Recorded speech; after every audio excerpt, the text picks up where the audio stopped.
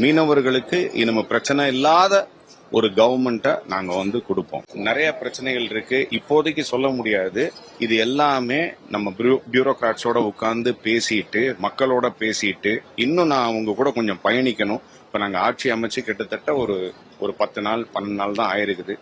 So இது நாங்க கிராஜுவலா எல்லாமே நாங்க தெரிஞ்சுக்கிட்டு இத பத்தி இன்னும் கொஞ்ச நாள்ல நான் முழுமையா சொல்ல முடியும். அவரு கூட இவ்வளவு நாள் பயணிச்சேன், காலேஜ்ல படிக்கும்போது பயணிச்சேன், சினிமா துறையில பயணிச்சேன், இப்ப அரசியல்லையும் பயணிக்கிறேன். கடைசி வரைக்கும் அவரோட இருப்பேன். நல்லது மட்டுமே நினைச்சு நல்லது மட்டுமே செய்யணும் அப்படின்னு அவர் கூட இருப்பேன். முன்னாடி என்ன தவறுகள்லாம் நடந்ததோ அதெல்லாம் இனிமே நடக்காதபடி அதுக்கு என்ன ப்ரிகாஷியஸா மெஷர்ஸ் எடுக்கணும், இன்னும் அனலைஸ் பண்ணி இன்னும் பெட்டர்மெண்டா எப்படி பண்ணலாம், ஒவ்வொரு பிரச்சனைகளுக்கும் எப்படி தீர்வு காணலான்றத அனலைஸ் பண்ணி ஒரு குழு அமைச்சு அதுக்கு தகுந்த மாதிரி ஆபரேஷன் பண்ணலாம் அப்படின்றதுதான் என்னோட திட்டம், எங்களுடைய திட்டம், தலைவரோட திட்டம். மீனவர்களுக்கு இனிமே பிரச்சனை இல்லாத ஒரு கவர்மெண்ட்டை நாங்க கொடுப்போம். கண்டிப்பா நான் இதை எதிர்பார்க்கல. ஆனா விஜயண்ணா எனக்கு இதை நம்பி கொடுத்துருக்காங்க. கண்டிப்பா அது நல்லது செய்யணுங்கிறது மட்டும்தான் என்னுடைய மைண்ட்ல இப்ப இல்ல எப்பயுமே நான் யோசிப்பேன். என்னுடைய ராஜபாளைய மக்களுக்கு கண்டிப்பா நான் இன்னைக்கு இல்ல பல வருஷமா நான் நல்லது செஞ்சுட்டு தான் வர்றேன். ஒரு விஷயம் உங்களுக்கு வேணா இது புதுசா இருக்கலாம், ஆனா எங்களுக்கு எங்க அண்ணனோட பயணிக்கும் போது எங்கள் பெண்களுக்கு அவர் பல வருஷமா எங்களுக்கு முன்னுரிமை கொடுத்துட்டு தான் வராங்க. அதனால எங்களுக்கு இது ரொம்ப ஆச்சரியமான ஒரு விஷயம் இல்லை. ஏன்னா நாங்க அவரு கூட ஒரு பெண்கள் முன்னுரிமையா தான் நாங்க பயணிச்சு வரோம். இப்போ இல்ல, இப்போ ஆனா அமைச்சர் கொடுத்திருக்கிறது ஒரு எதிர்பாராத ஒரு சந்தோஷம். அதை எனக்கு வெளிப்படுத்துறதுக்கு வார்த்தை இல்லை. அண்ணாவுக்கு நான் ரொம்ப நன்றி சொல்றேன். எங்களுடைய மாண்புமிகு முதலமைச்சர் விஜய் அண்ணாவுக்கும் எங்களுடைய பொதுச் செயலர் புஷ்யானந்த் அப்பா அவர்களுக்கும் என்னுடைய நெஞ்சார்ந்த நன்றியும் தெரிவித்துக்கிறேன்.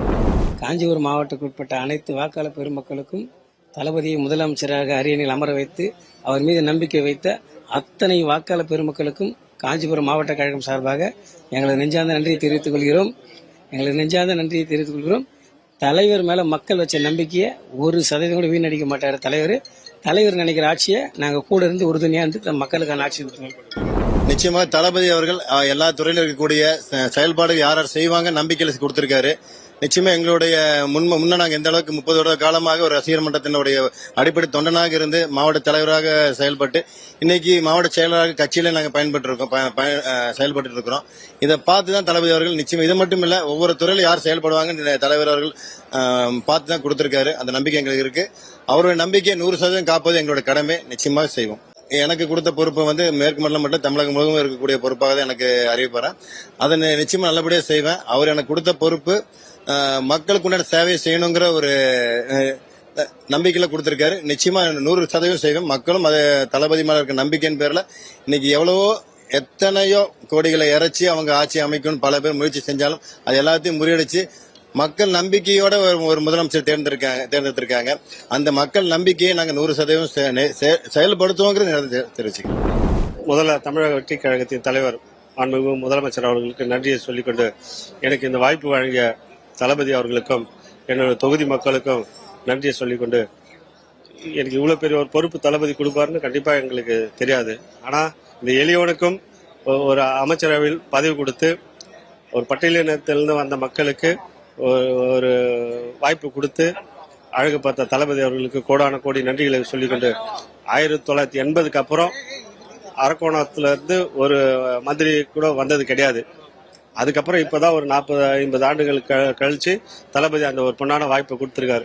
ஸோ அந்த வாய்ப்பை பயன்படுத்தி அனைத்து தரப்பட்ட மக்களுக்கும் அடிப்படை தேவையான வசதிகளை உடனுக்குடன் தளபதியிடம் முறையிட்டு அதுக்கான தீர்வுகளை உடனுடன் செய்யப்படும் என்பதை இந்த நேரத்தில் தெரிவிச்சுக்கிறேன். I don't know, it's like a dream come true.